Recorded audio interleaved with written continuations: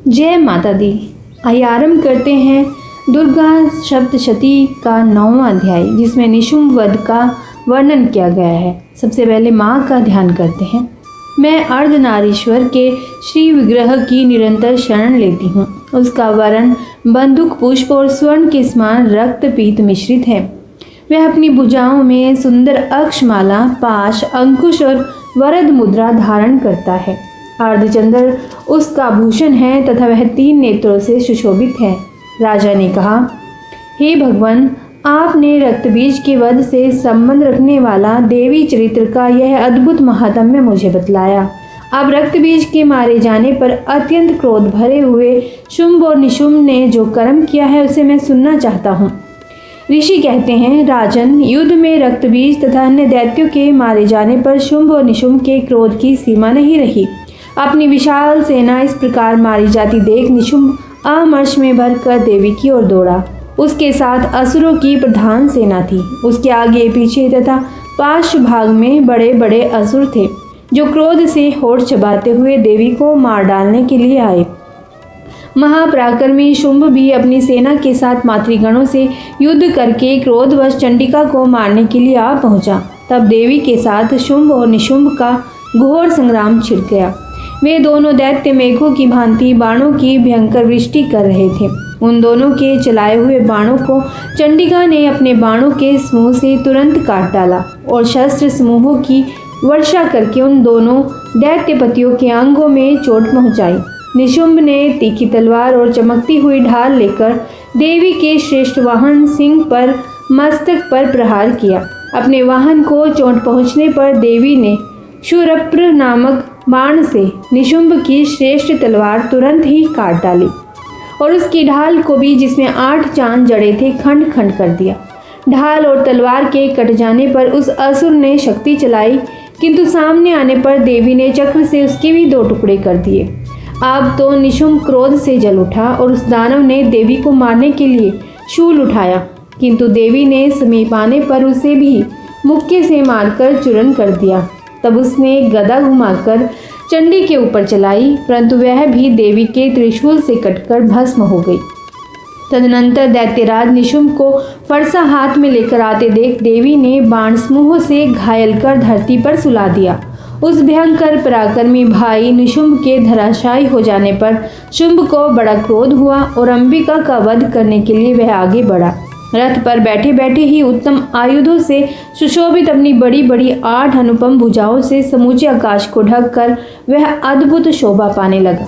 उसे आते देख देवी ने शंख बजाया और धनुष की प्रत्यंचा का भी अत्यंत दुस्साह शब्द किया। साथ ही अपने घंटे के शब्द से, जो समस्त दैत्य सैनिकों का तेज नष्ट करने वाला था, संपूर्ण दिशाओं को व्याप्त कर दिया। तदनंतर सिंह ने भी अपनी दहाड़ से, जिसे सुनकर बड़े बड़े गजराजों का महान मद दूर हो जाता था, आकाश, पृथ्वी और 10 दिशाओं को गुंजा दिया। फिर काली ने आकाश में उछलकर अपने दोनों हाथों से पृथ्वी पर आघात किया।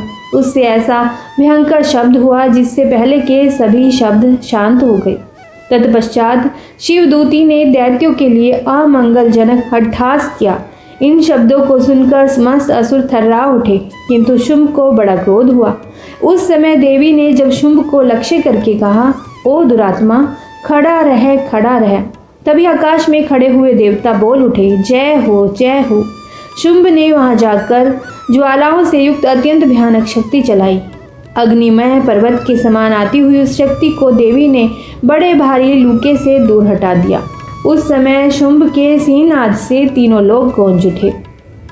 राजन, उसकी प्रतिध्वनि से वज्रपात के समान भयानक शब्द हुआ, जिसने अन्य सब शब्दों को जीत लिया। शुंभ के चलाए हुए बाणों के देवी ने और देवी के चलाए हुए बाणों के शुंभ ने अपने भयंकर बाणों द्वारा सैकड़ों और हजारों टुकड़े कर दिए।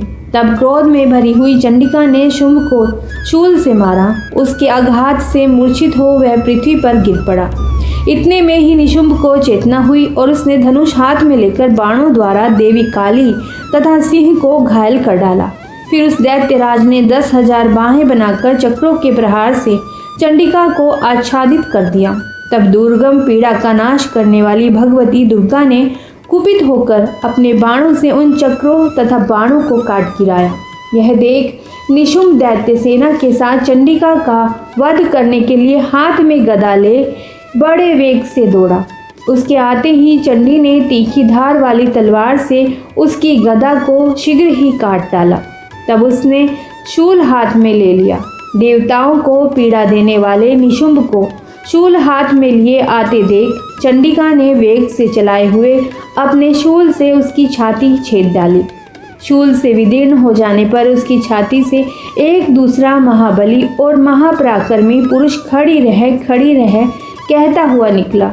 उस निकलते हुए पुरुष की बात सुनकर देवी ठठाकर हंस पड़ी और खड्ग से उन्होंने उसका मस्तक काट डाला। फिर तो वह पृथ्वी पर गिर पड़ा।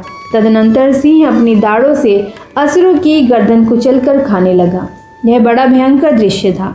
उधर काली तथा शिवदूती ने भी अन्य दैत्यों का भक्षण आरंभ कर दिया। कुमारी की शक्ति से विदीर्ण होकर कितने ही महादैत्य नष्ट हो गए। ब्रह्माणी के मंत्रपूत जल से निस्तेज होकर कितने ही भाग खड़े हुए। कितने ही दैत्य माहेश्वरी के त्रिशूल से छिन्न भिन्न हो धराशायी हो गए। वाराही के थुथुन के आघात से कितनों का पृथ्वी पर कचूमर निकल गया। वैष्णवी ने भी अपने चक्र से दानवों के टुकड़े टुकड़े कर डाले। ऐन्द्री के हाथ से छूटे हुए वज्र से भी कितने ही प्राणों से हाथ धो बैठे। कुछ असुर नष्ट हो गए, कुछ उस महायुद्ध से भाग गए तथा कितने ही काली, शिवदूती तथा सिंह के ग्रास बन गए। तो प्रेम से बोलिए जय माता दी। इस प्रकार श्री मार्कंडे पुराण में सावर्णिक मनवंतर की कथा के अंतर्गत देवी महात्म्य में निशुंभ वध नामक 9वां अध्याय संपूर्ण हुआ। 10वां अध्याय आरंभ। इसमें शुंभ वध का वर्णन किया गया है। सबसे पहले माँ का ध्यान करते हैं। मैं मस्तक पर अर्धचंद्र धारण करने वाली शिव शक्ति स्वरूपा भगवती कामेश्वरी का हृदय में चिंतन करती हूँ। वे तपाए हुए स्वर्ण के समान सुंदर हैं। सूर्य, चंद्रमा और अग्नि ये ही 3 उनके नेत्र हैं और वे अपने मनोहर हाथों में धनुष बाण, अंकुश, पाश और शूल धारण किए हुए हैं। ऋषि आगे कहते हैं, हे राजन, अपने प्राणों के समान प्यारे भाई निशुंभ को मारा गया देख तथा सारी सेना का संहार होता जान शुंभ ने कुपित होकर कहा, दुष्ट दुर्गे, तू बल के अभिमान में आकर झूठ मूठ का घमंड न दिखा। तू बड़ी मानिनी बनी हुई है, किंतु दूसरी स्त्रियों के बल का सहारा लेकर लड़ती हैं। देवी बोली, ओ दुष्ट, मैं अकेली ही हूँ। इस संसार में मेरे सिवा दूसरी कौन है? देख, यह मेरी ही विभूतियाँ हैं, अतः मुझ में ही प्रवेश कर रही हैं। तदनंतर ब्रह्माणी आदि समस्त देवियाँ अंबिका देवी के शरीर में लीन हो गई। उस समय केवल अंबिका देवी ही रह गई। देवी बोली, मैं अपनी ऐश्वर्य शक्ति से अनेक रूपों में यहाँ उपस्थित हुई थी। उन सब रूपों को मैंने समेट लिया। अब अकेली ही युद्ध में खड़ी हूँ, तुम भी स्थिर हो जाओ। ऋषि कहते हैं, तदनंतर देवी और शुंभ दोनों में सब देवताओं तथा दानवों के देखते देखते भयंकर युद्ध छिड़ गया। बाणों की वर्षा तथा तीखे शस्त्रों और दारुण अस्त्रों के प्रहार के कारण उन दोनों का युद्ध सब लोगों के लिए बड़ा भयानक प्रतीत हुआ। उस समय अंबिका देवी ने जो सैकड़ों दिव्य अस्त्र छोड़े, उन्हें दैत्यराज शुंभ ने उनके निवारक अस्त्रों द्वारा काट डाला। इसी प्रकार शुंभ ने भी जो दिव्य अस्त्र चलाए, उन्हें परमेश्वरी ने भयंकर हुंकार शब्द के उच्चारण द्वारा आदि द्वारा खिलवाड़ में ही नष्ट कर डाला। तब उस असुर ने सैकड़ों बाणों से देवी को आच्छादित कर दिया। यह देख क्रोध में भरी हुई उन देवी ने भी बाण मारकर उसका धनुष काट डाला।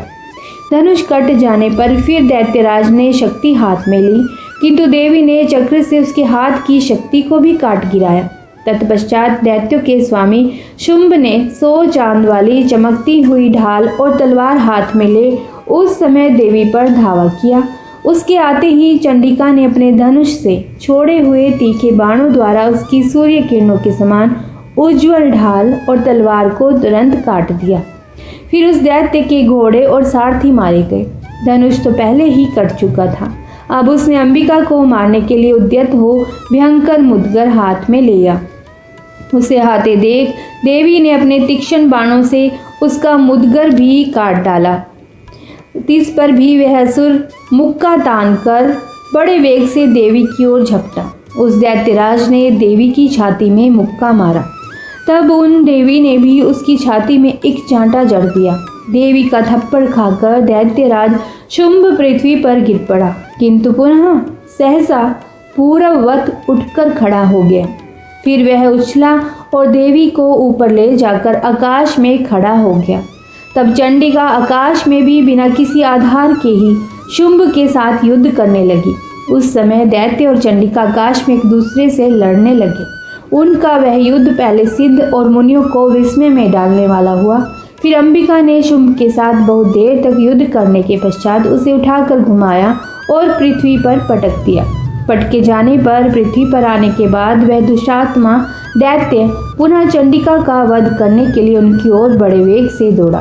तब समस्त दैत्यों के राजा शुंभ को अपनी ओर आते देख देवी ने त्रिशूल से उसकी छाती छेदकर उसे पृथ्वी पर गिरा दिया। देवी के शूल की धार से घायल होने पर उसके प्राण पखेर उड़ गए और वह समुद्रों, द्वीपों तथा पर्वतों सहित समूची पृथ्वी को कंपाता हुआ भूमि पर गिर पड़ा। तदनंतर उस दुरात्मा के मारे जाने पर संपूर्ण जगत प्रसन्न और पूर्ण स्वस्थ हो गया और आकाश स्वच्छ दिखाई देने लगा। पहले जो उत्पात सूचक मेघ और उल्कापात होते थे वे सब शांत हो गए तथा उस दैत्य के मारे जाने पर नदियां भी ठीक मार्ग से बहने लगी। उस समय शुंभ की मृत्यु के बाद संपूर्ण देवताओं का हृदय हर्ष से भर गया और गंधर्वगण मधुर गीत गाने लगे। दूसरे गंधर्व बाजे बजाने लगे और अप्सराएं नाचने लगी। पवित्र वायु बहने लगी। सूर्य की प्रभा उत्तम हो गई। अग्निशाला की बुझी हुई आग अपने आप प्रज्वलित हो उठी और संपूर्ण दिशाओं के भयंकर शब्द शांत हो गए। जय माता दी। इस प्रकार श्री मार्कंडेय पुराण में सावर्णिक मनवंतर की कथा के अंतर्गत देवी महात्म्य में शुंभ वध नामक 10वां अध्याय संपूर्ण हुआ।